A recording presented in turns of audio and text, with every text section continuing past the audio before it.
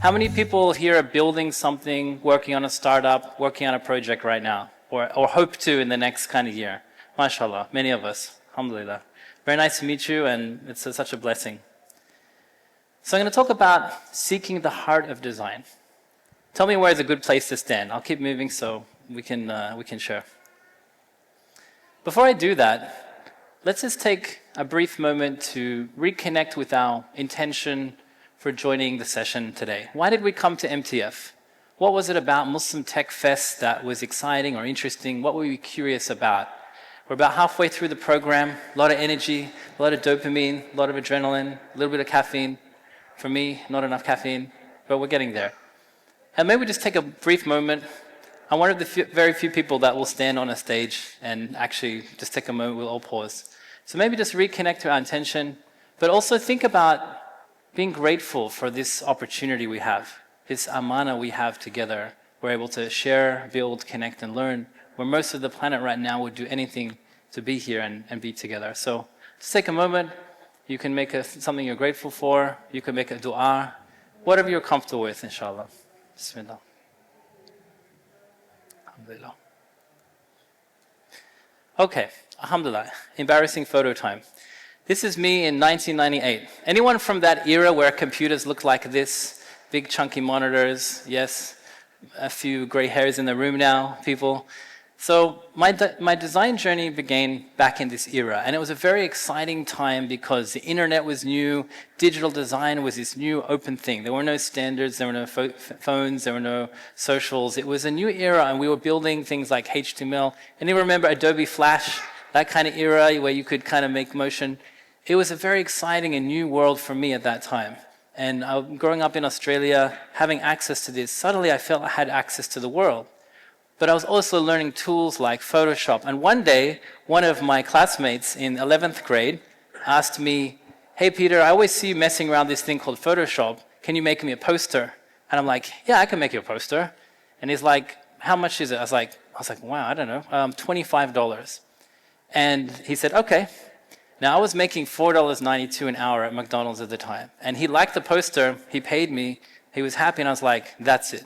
So I quit flipping burgers, and I started pushing pixels, and that was my journey into design professionally. So I enrolled in a design degree, and I started to travel between building a company and studying design. And that was the start of that journey.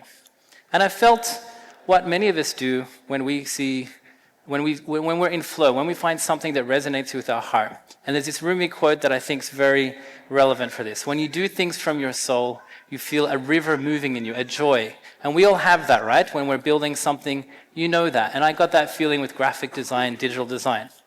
But then something else happened about 2 years later. I discovered Islam, and I embraced Islam at the age of 20, alhamdulillah. And my journey has really been, for the last 20 plus years, exploring these two worlds, design professionally and the path of Islam, and understanding the spiritual path, spending time with teachers. But I was very curious, what does that mean? As someone that was interested in graphic design, digital design, what does that mean in the era of now me being Muslim? So I started to travel, and I spent time in places like Spain, Alhambra Palace. I spent a month in Morocco, and being stunned and mesmerized by this beautiful Islamic art. And I thought, oh wow, this is Islamic design. But what I started to appreciate in visiting all these amazing spaces, and I'm sure many of you have been to these, some of these cities over the years, is that in Islamic design, it's not just about physical beauty. The design was supposed to affect the state of our hearts. And we all know that feeling, right? Many of you, you've been to Medina, or if you've been to Alhambra or the Blue Mosque, or even your local mosque, but there's a spiritual alignment that you feel. And so the Islamic design I started to appreciate, although we think of beautiful calligraphy and mosaics and tiling and manuscripts, Islamic design is an Arabic design. Islamic design is actually the intentionality, the principles, the intention behind making these things. And so as I traveled further, I also began to appreciate, when I was in China, for example, a beautiful, very old mosque, that this is clearly Islamic design, but it isn't trying to create it. It's not an Arabic design. There's something fundamentally about the intentionality. And so, even here, this is an Australian mosque from 1860. Very old. Very humble, very simple. It's the most Aussie-looking. I'm from Australia, and it's still there today, alhamdulillah. And so, I became very curious. What does that mean? It's very nice to talk about beautiful calligraphy and mosques, but I got clients and deadlines. I got people saying, hey, I need my stuff printed today, tomorrow, you know? So I kind of grappled with these two areas. Spiritual aspirations, the inward change that I was seeking, the community service that I had hoped, but also the design principles and how to make products that people want and use, solve problems, worldly impact, the things we hope to help and solve, and of course being sustainable financially. And so my attempt at putting these together became what I called heart-centered design, which is really just bringing together design principles, but words that we're familiar with, but in the application of design, entrepreneurship, and startup language. So these are words we're very familiar with, but trying to apply these more specifically. So we're at an age of design for distraction, right? So much of what we see and use every day is designed for our attention. Islamic design is designed for remembrance, designing for consciousness, inviting us back to Allah. And I started to create some products over the years. One of them was Salam Sisters. I saw with my two daughters what they were playing with, what content they were accessing. And so one of the projects we made was Salam Sisters, alhamdulillah.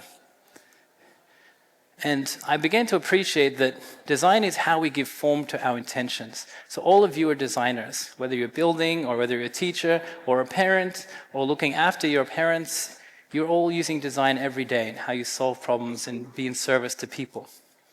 I took the word amana and thinking that all of us are blessed with tools, talents, opportunities, good Wi-Fi, coming to events like this, good coffee. This is an amana. How are we using these things in service? And absolutely design and entrepreneurship is a huge amani. The world needs us right now.